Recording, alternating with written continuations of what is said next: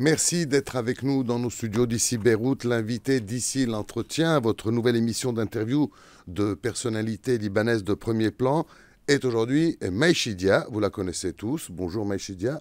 Bonjour, merci, bonjour Marc. merci d'être avec nous. Vous êtes, je ne vais pas vous présenter, hein, tout le monde sait qui vous êtes. Vous êtes journaliste, femme politique, ancien ministre, et vous avez été victime d'une tentative d'assassinat assez terrible le 25 septembre 2005.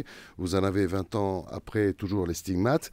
Alors il y a quelques jours, 11 juges ont été désignés pour ouvrir les dossiers d'enquête sur les tentatives d'assassinat et sur les assassinats politiques au Liban. Ouais. Est-ce que quelqu'un vous a contacté? Non, c'est moi qui ai contacté. Ils vous ont oublié? Pour savoir pourquoi ils m'ont oublié. Et Alors, finalement, j'ai laissé un message au ministre de la Justice, que j'apprécie beaucoup, le ministre Adel Dassal, et je reçois un coup de fil de la part d'une de ses collègues pour m'expliquer c'est quoi la situation.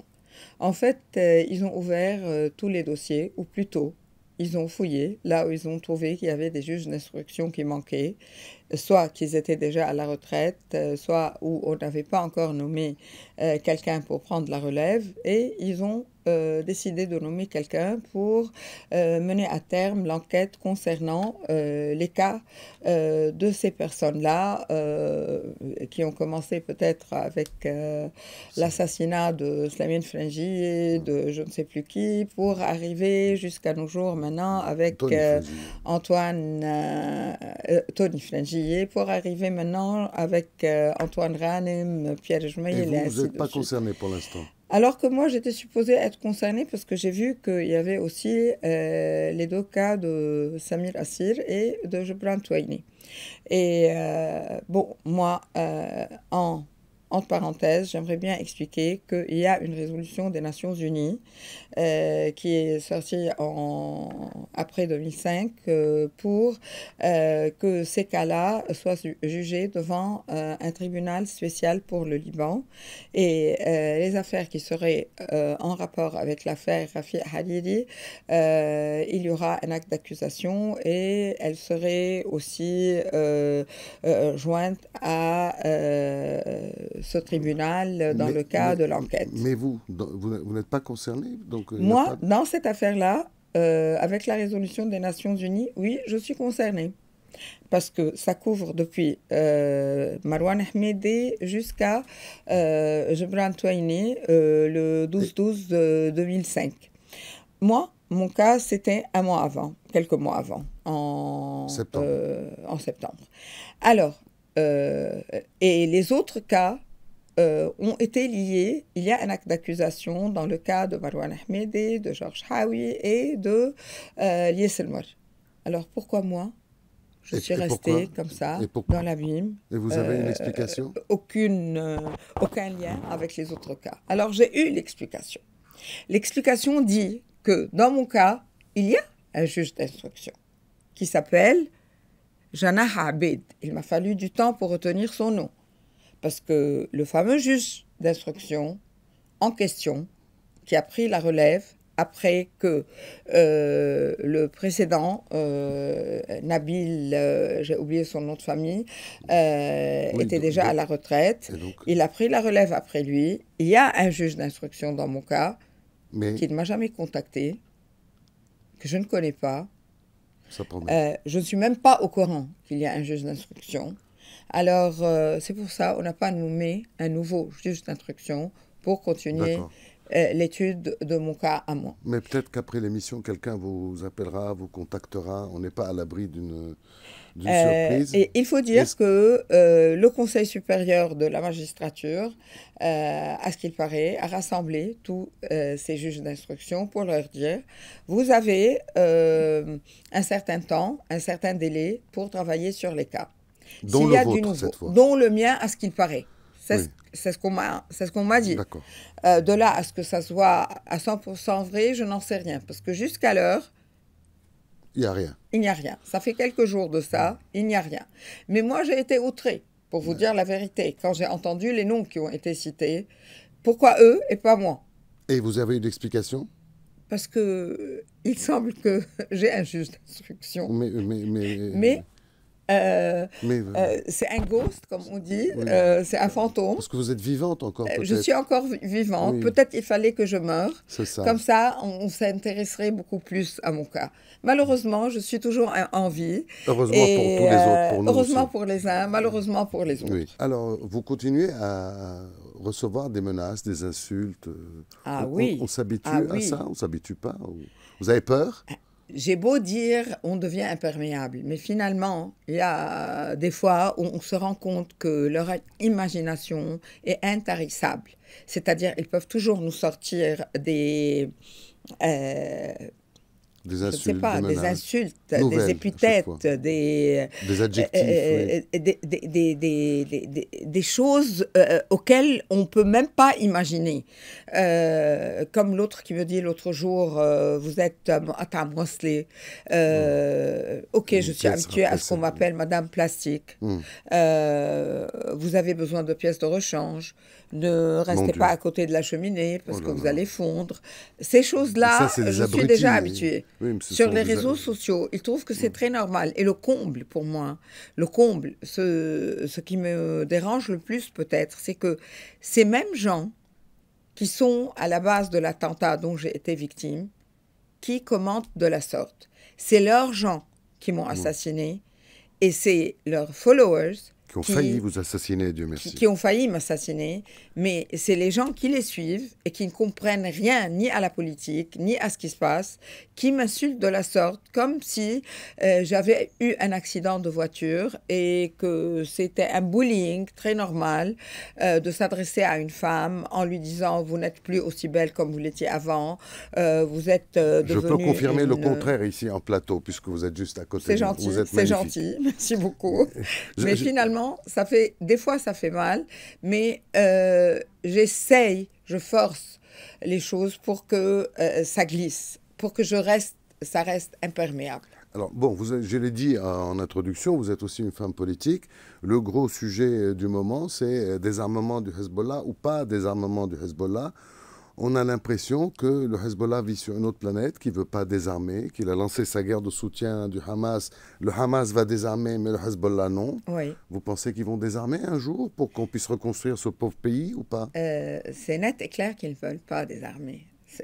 Ils essayent de trouver d'autres sujets pour débattre là-dessus, pour détourner l'attention sur quelque chose d'autre.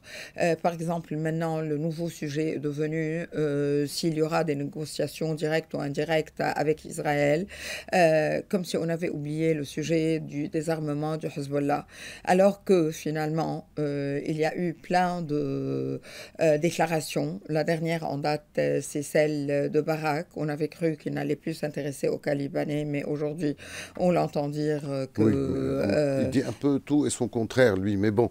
Oui, mais aujourd'hui, j'ai eu l'impression que c'était son dernier tweet. Un message, un très long tweet d'ailleurs. Exactement, oui, mais alors, sur la situation. Mais c'est pas possible. Ni les Américains, ni les Israéliens, ni 80% des Libanais ne vont accepter que le Hezbollah garde ses armes. C'est-à-dire que vous pensez à un retour de la guerre ou à une intensification des frappes israéliennes? Vous avez mentionné quelque chose de très intéressant. Vous avez dit 80% des Libanais. Bah oui. Eux se considèrent les 80% des Libanais. Ils jouent sur le problème de la démographie et ils considèrent qu'ils sont devenus les plus nombreux et que c'est à eux de décider du sort du pays. Ils ont misé sur ça pendant je ne sais combien d'années. Ils ont travaillé, œuvré dans ce sens. Même quand il y a eu la guerre de 2006, ils ont dit on remplacera tous les martyrs dans un an. Ils considèrent que le nombre va jouer et que la décision leur revient. Oui, mais dans ils ne les faits... vont pas remettre leurs armes. Mais alors, c'est quoi la solution? La solution, malheureusement, la solution peut-être ne sera pas entre les mains des Libanais. D'accord. Donc vous pensez qu'il va y avoir une extension, du moins, des attaques israéliennes en même temps qui continuent, qui n'ont jamais arrêté. Oui, et qui insistent pour qu'il n'y ait aucune reconstruction au sud de la part de n'importe qui. Ce qui est hallucinant dans ce pays également, c'est que on voit que le Hamas en Israël, enfin à Gaza, va rendre ses armes, mais le Hamas au Liban, non. Oui, et ils l'ont bien dit. Parce que le Liban, je ne sais pas, comme vous l'avez dit tout à l'heure, comme si on vivait sur une autre planète. Je ne sais pas comment s'appelle cette planète, ni Mars, ni Pluton, ni... Elle n'existe pas. Elle n'existe pas. Une planète qui n'existe pas. Voilà. Seulement dans leur imagination. Mais finalement, ce n'est pas comme ils veulent. Alors, oui. Justice sera faite. Ils vont être désarmés. Comment? On verra. On verra bien.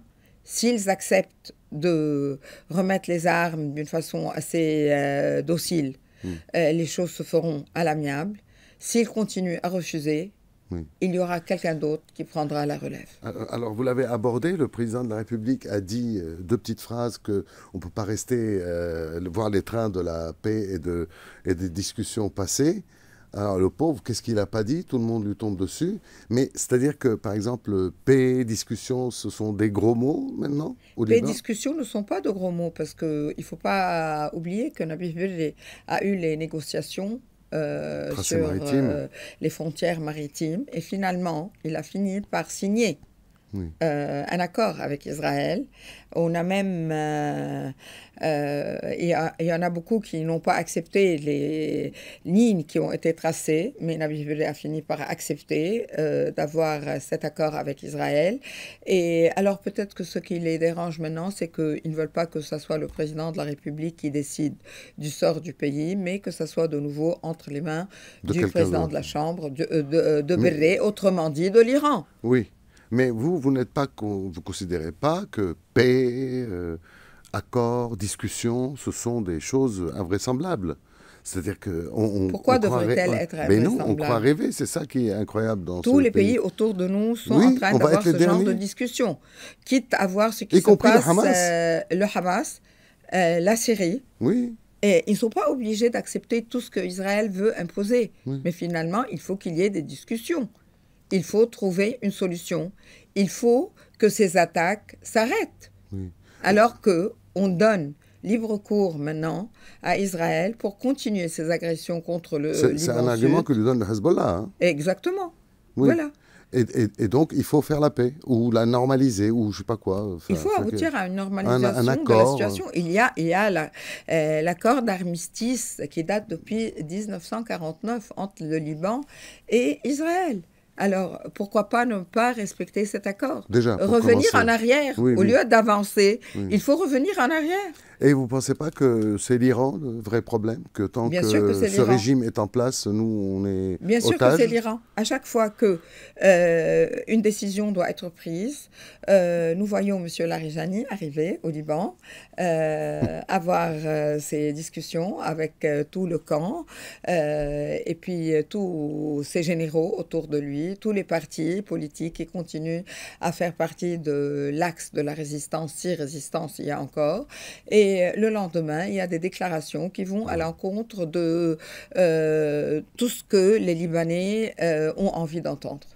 Alors, avant de nous séparer, je voudrais un mot sur vos activités actuelles, parce que vous faites plein de choses. Vous avez une fondation, vous vous occupez de donner des prix à des journalistes. Et là, le 12 novembre, vous avez toute une conférence sur les femmes au front, Women on Front Lines. Exactement, Women on the Front Lines. C'est une activité que nous faisions en présentiel au Liban jusqu'en 2019. Et c'est quoi? Ensuite, on a arrêté, c'est devenu online. Et puis maintenant, pour la première année, on reprend.